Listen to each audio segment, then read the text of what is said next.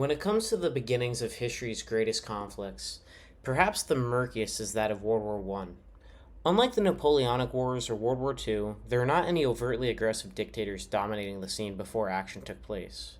And unlike the revolutions of history, there is not any smoldering resentment among the people that came to a burst. Instead, what precipitated Europe's first modern calamity came from an entanglement of alliances and secrecies across the continent that were solidified in deadly ways. Strangely, the pushers of this violent escalation did not come from Europe's monarchs and prime ministers, nor from the wants of the public masses, but rather from seemingly subordinate cabinet members, ambassadors, and military officials, who often let personal agendas and grievances get in the way of rational decision making. The story of the July crisis began on June 28, 1914, when Archduke Franz Ferdinand, the heir to the throne of Emperor of Austria-Hungary, was assassinated with his wife, Sophie, while on a motorcade in the city of Sarajevo. Sarajevo was the capital of Bosnia-Herzegovina, a territory that became part of the empire in 1908 but had been unofficially ruled by the country since the 1870s. The Archduke's assassin, Gavrilo Princip, was a member of a teenage gang called Young Bosnia, who had attempted to murder the royal earlier in the motorcade. Another gang member had earlier thrown a bomb at the Archduke and his wife, but had missed and injured others in the crowd. And, in an act of Austrian charity, the Archduke had his motorcade turned around to visit those in the hospital, which brought him into contact with Princip firing the fatal shot. Although the gang members were born in Bosnia, they were part of an ethnic population from the neighboring country of Serbia, and had wanted their homeland to take over the country for the justice of Serbs around the Balkans. For Princip and Young Bosnia, what had made the Archduke's visit outrageous was that it was on St. Vitus Day, a holiday commemorating June 28, 1389, when a medieval Serbian kingdom was conquered by the Ottoman Empire and subjected to centuries of suffering. For the ardent Serb nationalists, the sight of any foreign leader, even an Austrian one, trampling along a land of Serbs on this day was a grave insult. Ironically enough, Archduke Franz Ferdinand was considered by royal standards to be incredibly liberal for his time, and had planned to include his Slavic subjects with more of a say in his administration and the direction of the empire. But such a vision of a reformist future had been crushed by radical violence. Political assassinations were not uncommon in those days. In the past 30 years alone, they had claimed leaders in the United States, Russia, France, Uruguay, Italy, Serbia, Portugal, and Greece. But what had added a dramatic element to this one was that it was at the end of a long line in state-sponsored Serbian violence. In 1912, the Serbs and several neighbors kicked the Ottoman Empire out of southeastern Europe in the First Balkan War, and a year after they had occupied present-day Albania after fighting Bulgaria, but had been forced to leave after Austria-Hungary threatened military action if they did not do so. The Serbian government saw Russia as their closest ally out of a mutual Orthodox faith, and were disappointed that they had not been supported by the greater Slavic power against Austria-Hungary's threats. Motivated by the nationalists' wish to claim all heavily Serb regions as their own, the government of Serbia had engaged in covert terrorism as well. This was engineered by a group of prominent military advisors called Union or Death, colloquially known as the Black Hand, that had risen to power in 1903 after murdering Serbian King Alexander Obrenović and his wife, Queen Draga, for being too friendly to Austria-Hungary, and had instead installed a more nationalist government of their own. Adding to this aggression was that the Black Hand was not only part of the Serb government, but had been funded by France to tie up their enemy, Austria-Hungary, in the Balkan region for years. These goals of attacks via secret military intelligence came to a head early in 1914, when Dragutin Dmitrievich, chief of Serbia's general staff and the leader of the Black Hand, armed and trained members of Young Bosnia, including Gavrilo Princip, in the Serbian capital of Belgrade for the explicit purpose of assassinating Archduke Franz Ferdinand. Serb Prime Minister Nikola Pasic heard about the plot. He profusely ordered Dmitrievich to stop out of fear of retaliation, but it was already too late, as the young terrorists were on their way to Bosnia with weapons provided by the Black Hand. For the government of Austria-Hungary, news of the assassination seemed like yet another humiliation from a smaller power. The country's royal family, the Habsburgs, once oversaw the massive Holy Roman Empire that stretched across Central Europe throughout all of the Middle Ages. but had fallen at the start of the 19th century with the rise of Napoleon's military campaigns. As the power stitched itself back together over the following decades, their western German-speaking territories were now taken over by the Prussian royal family, the Hohenzollerns, and their trusted advisor, Otto von Bismarck. And while Austria-Hungary would remain a trusted ally of the newly unified Germany, it would forever be in the footsteps of its younger friend. What remained at the start of the 20th century was less of a strong empire and more of a hodgepodge of various religions, ethnicities, and languages, and whose emperor, Franz Joseph, was at this point a very old, decaying man.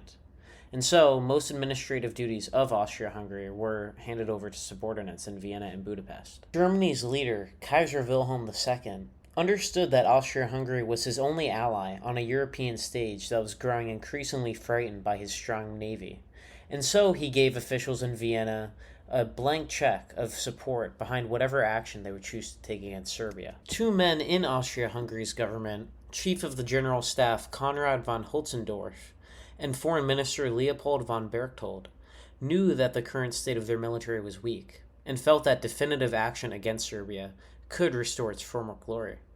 With German support assured, they released a set of 10 demands given to the Serbs, the most prominent being Austrian investigation of the Slavic government to see if they had any involvement in the assassination.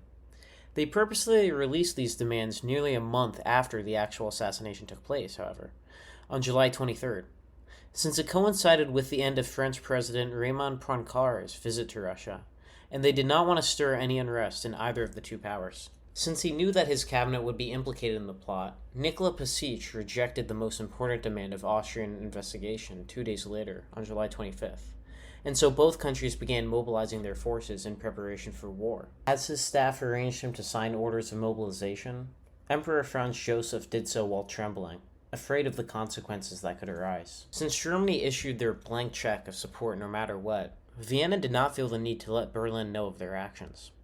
When he heard that Serbia accepted some of their demands, Kaiser Wilhelm felt that Austria-Hungary scored a diplomatic victory, and further escalation was not needed.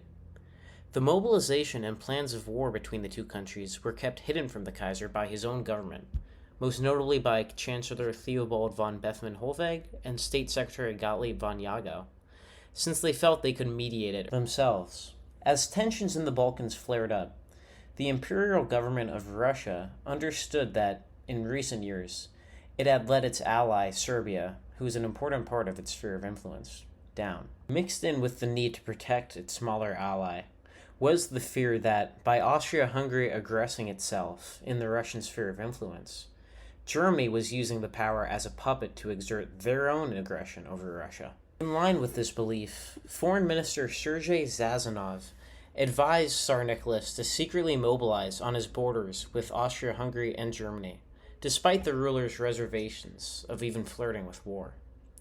Britain's Foreign Minister, Edward Grey, offered to start negotiations between Austria-Hungary and Serbia, a cause that was strongly supported by Kaiser Wilhelm. But this was shut down when Austria-Hungary formally declared war on their Balkan neighbor on July 28th. As these simmering tensions were coming to a boil, yet another great power was being drawn into the inevitable conflict, not by any wide-reaching political agenda, but by the actions of only one man. Despite being urged by his superior, French Prime Minister René Vivani, to de-escalate tensions wherever he could, French ambassador to Russia, Maurice Paliog, pursued his own agenda of adding to aggression by misinforming St. Petersburg and telling them that the French would support any military action they would take. With French support now seemingly ensured, Russia continued its process of mobilization. Still, even as he was mounting forces along his borders, Tsar Nicholas felt that it was only a preventive measure and not a cause of war, and so he felt the need to personally communicate so to his cousin, Kaiser Wilhelm. In personal telegrams where they referred to themselves as Willie and Nicky, Tsar Nicholas spoke to the German following Vienna's formal declaration of war, saying, "An ignoble war has been declared to a weak country. To try and avoid such a calamity as a European war, I beg you in the name of our old friendship to do what you can to stop your allies from going too far." The Kaiser replied as gently as possible, saying that he felt that action against Serbia was in fact justified, but that there was no need for any further escalation, writing that military measures on the part of Russia would be looked upon by Austria as a calamity we both wish to avoid, and it would jeopardize my position as a mediator. As the cousins were dancing around the potential for a great war, France understood that it would be drawn in with Russia in the case of an increasingly likely major conflict, and so they began military preparations against Germany as well. Winston Churchill, then First Lord of the Admiralty for the United Kingdom, began securing the English Channel in order to protect France against potential German attacks. This went against his government's public image of neutrality, and instead it pushed Churchill's own want for aggression, with him writing to Prime Minister Henry Asquith, "I think a curse should rest on me, because I love this war. I know it's smashing and shattering the lives of thousands every moment, and yet I can't help it. I enjoy every second of it." In the final days of July, Edward Grey and Kaiser Wilhelm floated negotiations once again between Serbia and Austria-Hungary to take place in Belgrade, but this was flatly rejected. Now stuck between Russian mobilization on the eastern side and French military preparation on the western, Germany understood that it was on the brink of a major conflict, and so they tried to ensure British neutrality with a promise that, in the case of a potential German victory, they would only annex French colonies and not France itself. This rattled London, since it seemed like an infringement on France's status as a world power, and so they wrote back saying that if France was attacked, it would have to intervene. In the final telegrams between the two on July 31st, Kaiser Wilhelm once again said he would want peace with Russia so long as they stopped mobilization, saying, "My friendship to you and your empire, transmitted to me by my grandfather on his deathbed, has always been sacred to me. The peace of Europe may still be maintained by you, if Russia will agree to stop the military measures which must threaten Germany and Austria-Hungary." Tsar Nicholas once again returned to his usual position, which is that he would continue mobilization for protection, but that he hoped peace talks could be achieved. At this point, Russian promises of de-escalation while actively preparing their military seemed ridiculous to Berlin, who declared war on St. Petersburg and, by proxy, Paris and Belgrade on August 1st, 1914. Rather than immediately go after Russia, the German military began preparations against France to follow Field Marshal Helmuth von Moltke's strategy of invading the western country quickly and then attacking the Slavic power, known as the von Schlieffen Plan. As the strategy went underway, Edward Grey proposed one final idea to the Germans, that if Britain could ensure French neutrality, then if the power could only attack Russia, which Kaiser Wilhelm agreed to.